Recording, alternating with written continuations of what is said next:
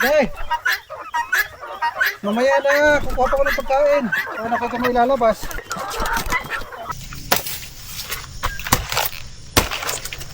Good morning mga kaparmas.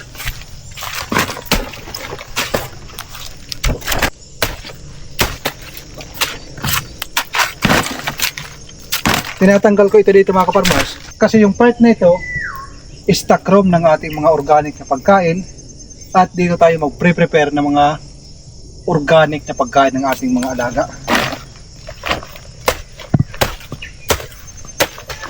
Bukas mga kaparmas darating yung ating Peking duck 50 piraso. Kaya sa araw na ito tatapusin ko yung paglalagay ng rice hull, paglalagay ng pugad ng ating mga heritage chicken. Ang daming sugbol oh. Itong malaki na ito inaantay ko lang mamunga yan. Pag namunga wala na yan dito, puputulin ko yan lahat kasi gusto ko malinis ito. Habang nagpre-prepare tayo malinis at kita yung ating triangle house. Yung saging na yan, pinapabunga ko yan. Tapos yung mga subwal, ililipat ko dun sa mga gilid.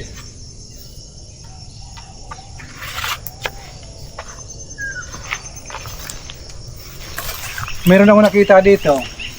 Ito ay naputol, nabali ng bagyong Pino. May lamat.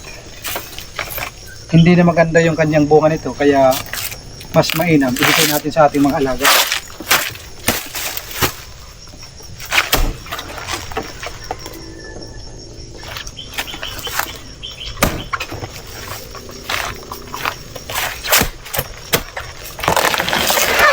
Napakaliit mga kaparmers, pero mayroon na siyang puso. Paano natin malalaman na mayroon ng puso? Mayroon ng bukag. Ayan, pag mayroon ng ganyan, may puso na yan sa gitna, hindi pa lang lumalabas doon sa pinakadulo.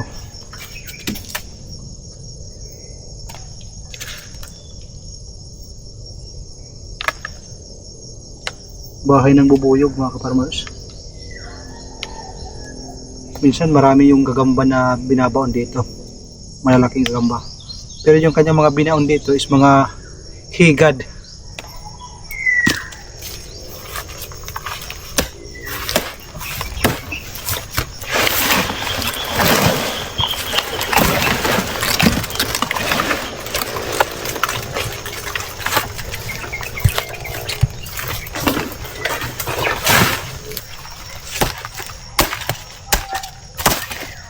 Para malinis.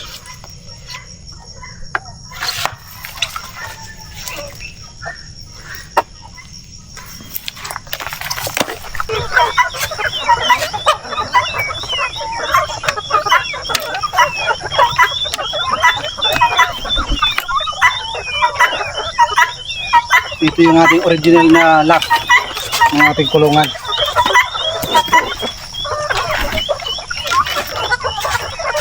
Excuse mo na, excuse.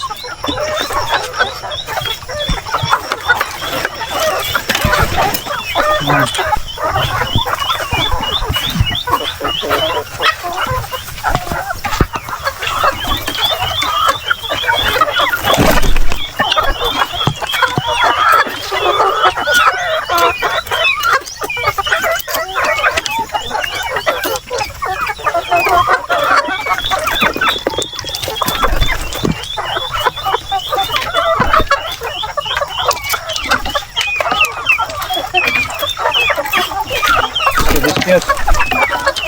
Habang wala pang pagkain, ito muna. Habang naghahanda kami.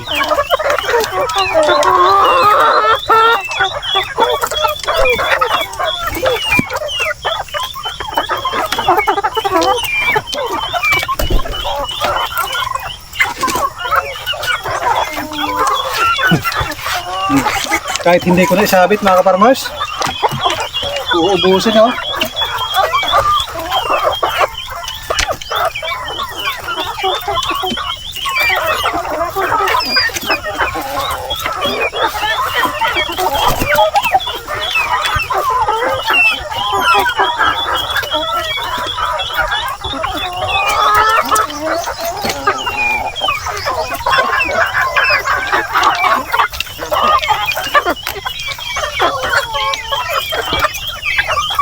Oh, yan muna. Snack muna.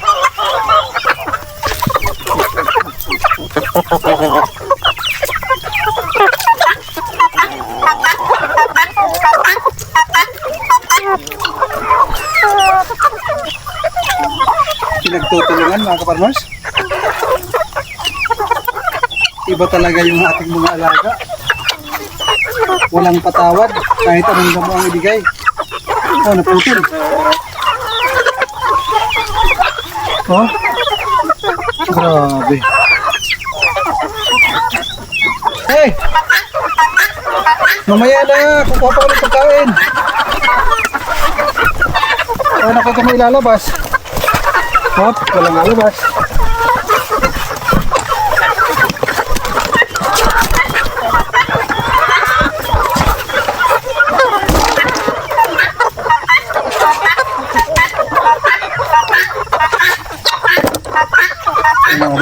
Doon muna.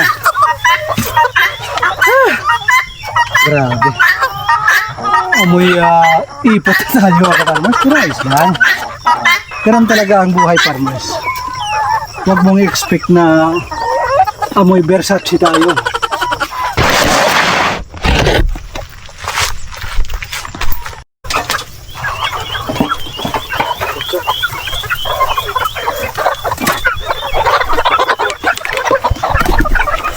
Kain na mga kaparmers.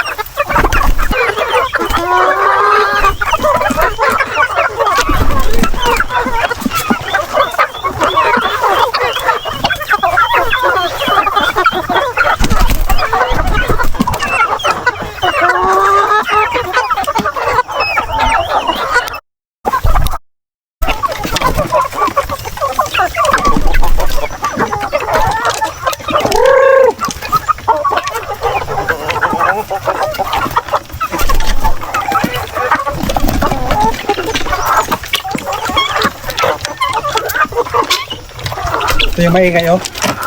Sanay na sa atin. Nagpapahawak na. Uy.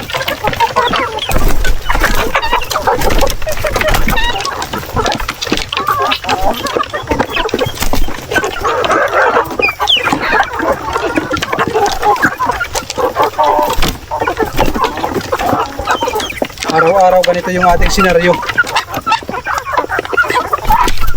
Taba. Grabe ang taba. Ang laki ah. Mga 3 kilo siguro. Ito. Grabe ang bigat. Ang taba ng mas COVID. Kaya kailangan na natin itong mahiwalay kasi sila lang yung tumataba. Ang lakas kumain.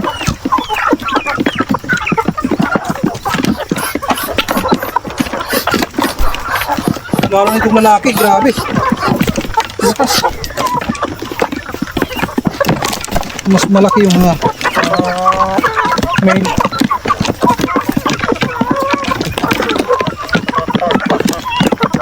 Ito yung saging kanina mga kaparmers. Kinarni.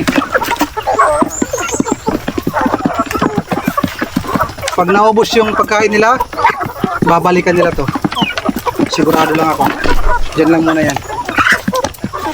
Kahapon, dahil nandun ako sa Toyota, iniwan ko yung ating sasakyan.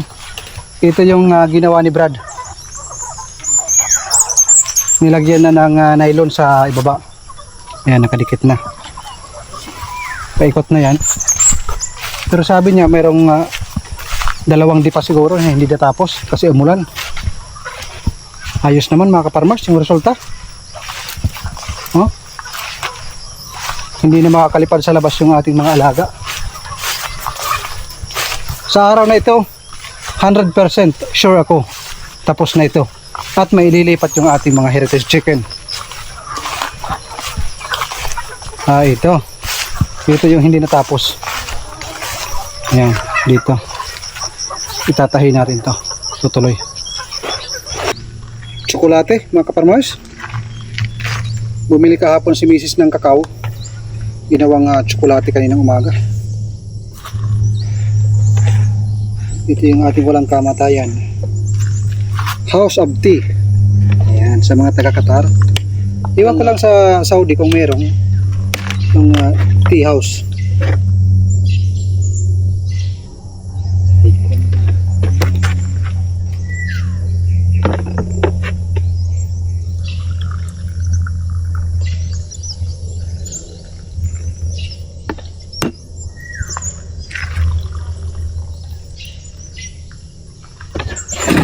Cheers, Brad. Kasi sa araw na ito walang pahinga. Birthday nga pala ni Brad. 23 anyos. Baka may gustong magbigay ng regalo. Biro lang. Pandesal.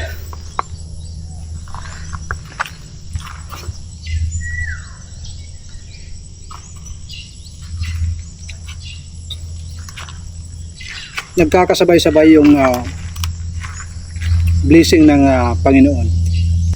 Mayroon akong ikikwento sa inyo. Kami ni Mrs. habang hindi pa kumikita itong ating munting farm, nag-iisip kami ng backup na pera na papasok sa amin. Nagbabala kaming magrenta sa Real doon sa maraming tao. Wala kaming mahanap, mga kaparmers. Tapos isang araw, mayroong dumating na lola. Hindi alam ni Mrs. na lola niya pala. Kumbaga parang pinsan ng papa niya, parang ganon. Nagpaparenta doon sa may Real. E de, nakwento niya na nagpaparenta siya ng ganon. Tapos mayroong isang bakante. Doon namin nasabi na napakabait talaga ng Panginoon.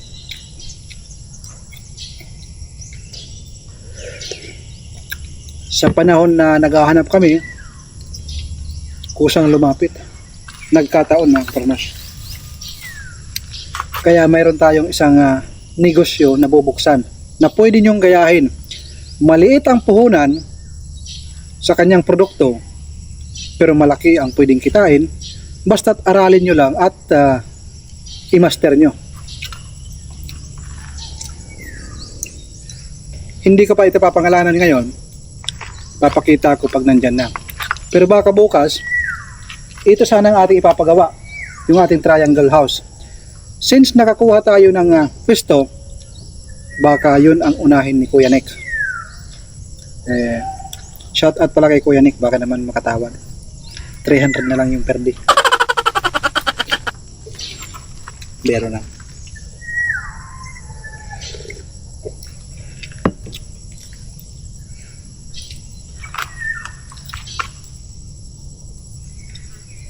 Meron pa akong isi-share sa inyo. Doon sa DMW, Department of Migrant Worker, pag kayo ay mag-file ng balik manggagawa, assistant, cash assistant kung tawagin, pang negosyo, kung kayo ay hindi na babalik sa abroad, nagpunta ako kahapon. Nag-follow up ako sa aking application. Ang sabi ay wala pang budget, pero approve na. Tinanong ko naman kung magkano ang pwede makuha. Ang sagot sa akin, nasa 50,000. Malaking tulong na yan, mga kaparmas. 20,000 sa OWA, 50,000 sa Department of Migrant Worker. Saan ka pa makakuha yan? Basta alam mo, hawakan ang pera na yan, lalago yan. Yung pera kasi, mga kaparmas, pag-aralan natin, paano natin paparamihin. Huwag natin isipin yung paggastos. Isipin muna natin paano natin papalaguin.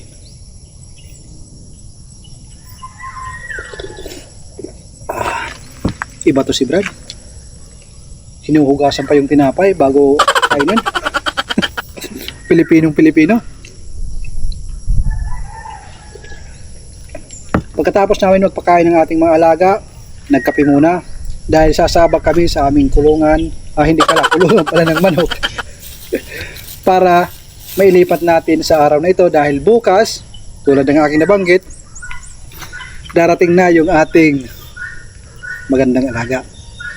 2 months lang. Di ako naniniwala, 2 months lang. 2 months lang, umabot na ng 2 kilo. Pero talagang mapapatunayan natin yan pag nandito na sa atin. Kasi nakita ko doon sa Tungaliti, grabe, ang lalaki. Yung Muscovy duck, halos kalahati lang. Tirahin mo. Ako yung tatakbo pag mayroong kumagat.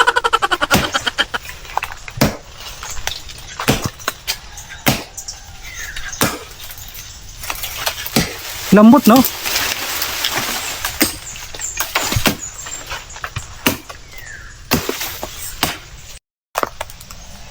Ito yung kahoy na ito para sa akin. Kung maglalagay tayo ng fence pang bakod, napakaganda ho ito mga kaparmers. Kasi sa 10 na inyong itinanim, itinusok, kung mayroong isang mamatay, hindi maganda ang pagkatusok. Baka isa lang mamatay. Alam niyo kung bakit mga kaparmers? Kita nyo? Ayan. Lahat yan buhay papunta doon mga kaparmers.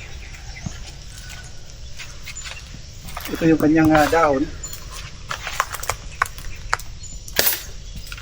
Ayan yung kanyang dahon. Makaamoy lang ito ng lupa, siguradong mabubuhay. Kaya hindi sayang yung ating pagod sa pagkukuha tapos at paglalagay ng bakod mga kaparmers. Kaya napakaganda itong pangbakod. Kaya sabi ko kay Brad, ito yung ating gagawing pangbakod. Pero kailangan itong itrim every how many months dahil nga mabilis itong lumaki. Ayan, no? Mabilis lumaki.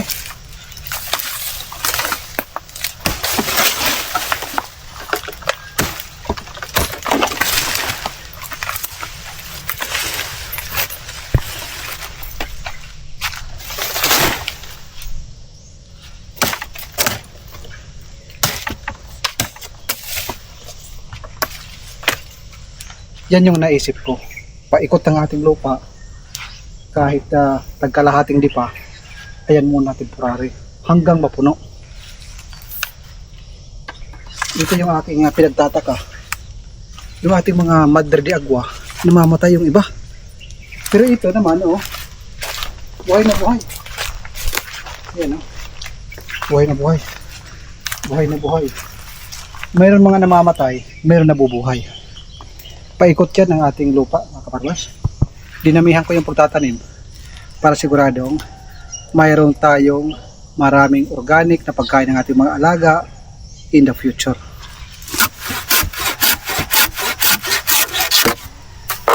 Ito yung kanyang braces kung tawagin.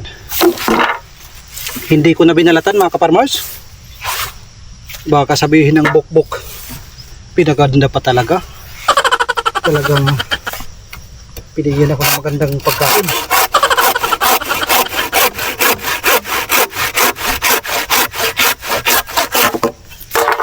Alright.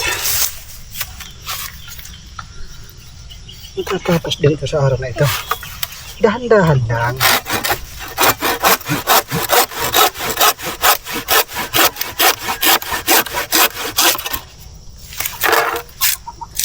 Pero maganda pag binabalatan pala, Brad. Kasi sumusunod siya, oh. Parang sumunod sumayaw sa sikbang. Tama ba? Baka mali yung aking kanta. Ibomba mo. Ibomba mo.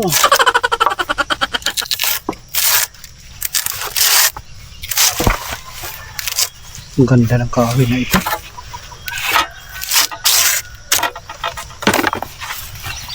Maganda yung kahoy na ito mga kaparmers. Dahil ang yung pinakamalapit. Malayo na yung iba. Oops, mali ang ating diskarte.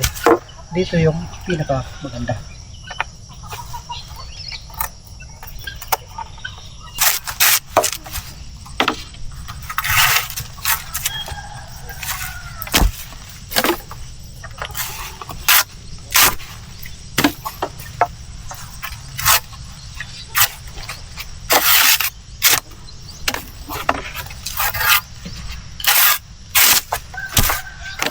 At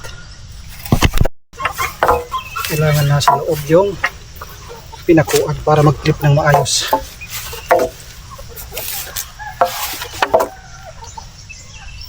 Kailangan magaling ang ating isipan, hindi lang sa kalukuhan pati sa kagandahan.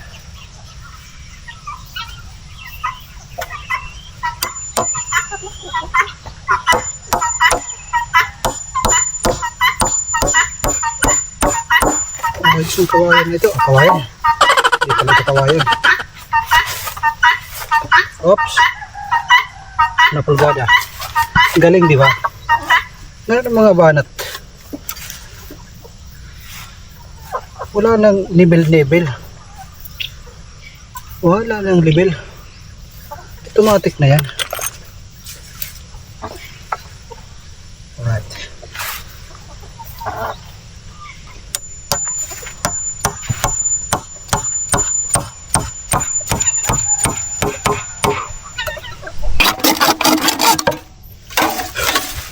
Ito yung ating pinakaharang.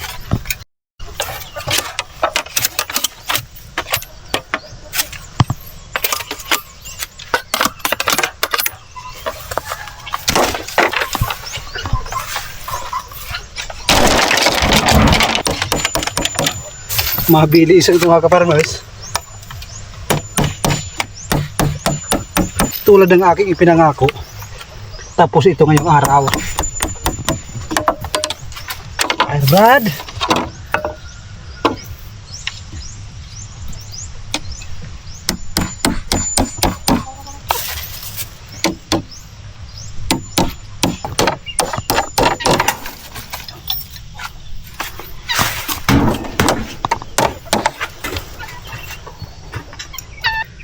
Akala nyo instant noodles lang ang meron. Meron ding instant pintuan. Oh, bigat. Bigat pa nito.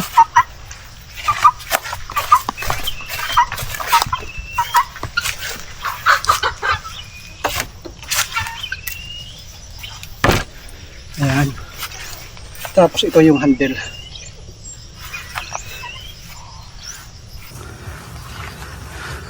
Yung ating Insta360 na lobat mga kaparmers.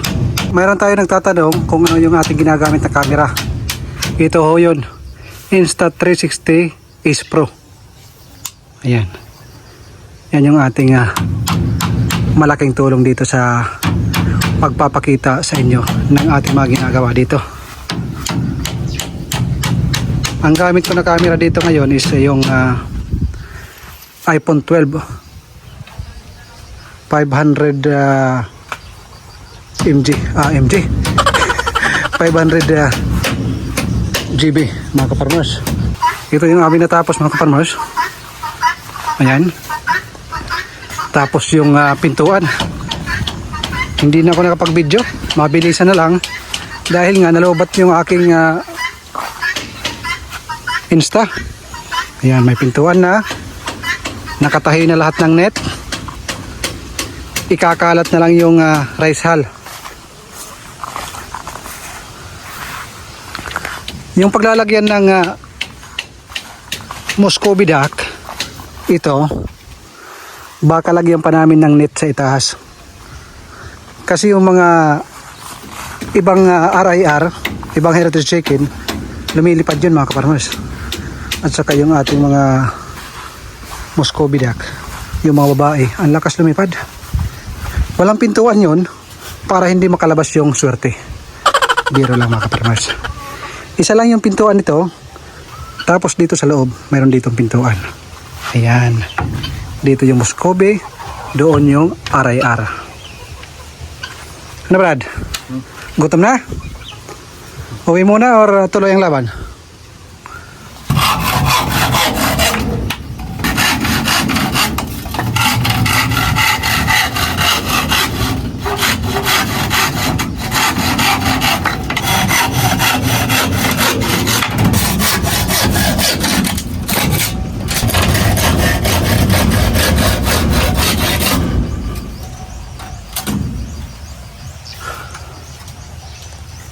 Okay na. Pintuan na lang dito sa loob ang kulang.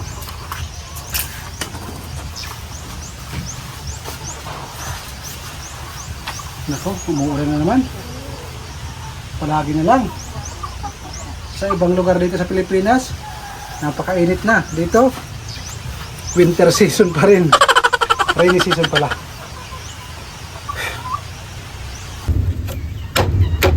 Ito yung pinaka-high-tech na pintuan na inyong makikita mga kaparmers. Walang gastos. Ito isa.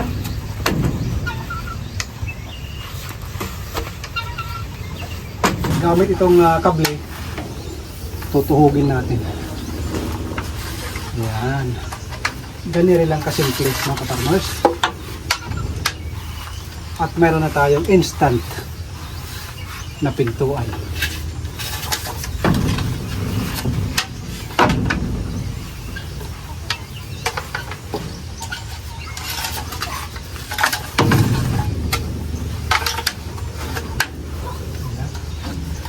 Oras kulang ata brand ng isa.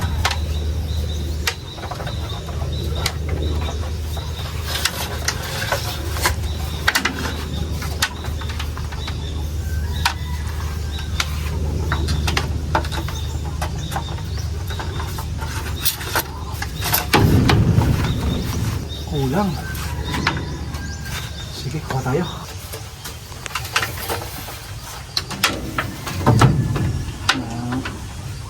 Ayos. Ang tanong, ano kabigat?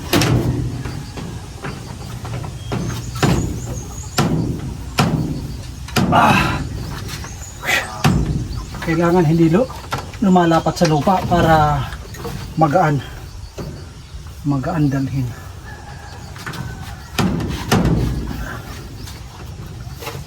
Ito na yung ating pintuan papunta sa ating Muscovy duct. Lalagay ko pa siguro ng net dito para medyo mataas kasi mababa. Baka makalipad yung manok papunta doon sa duct at yung duct papunta dito sa heritage chicken. Ito yung ating automatic pintuan. So, mga farmers,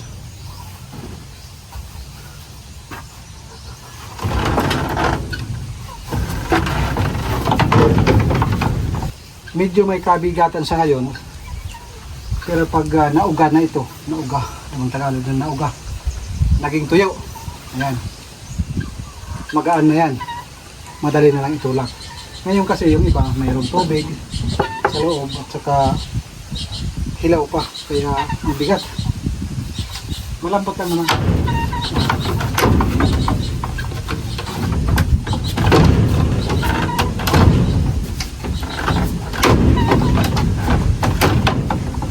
Kung siya sang bumabalik, ibig sabihin automatic.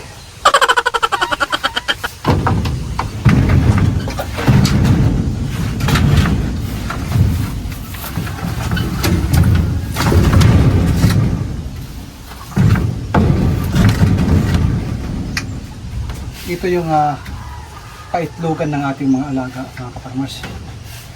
Dito tayo magka-harvest ng semi-brown egg. Semi lang mga kaparmers. Huwag masyadong brown. Pag masyadong brown, sa tao yun. Itlog ni Brad yun.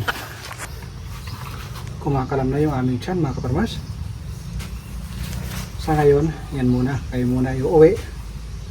Pagbalik, ito yung ating asikasuhin. Yung pugad, tatakpan ng rice hull, then ililipat itong ating heritage chicken. So, paano? Kain muna tayo. Lunch muna.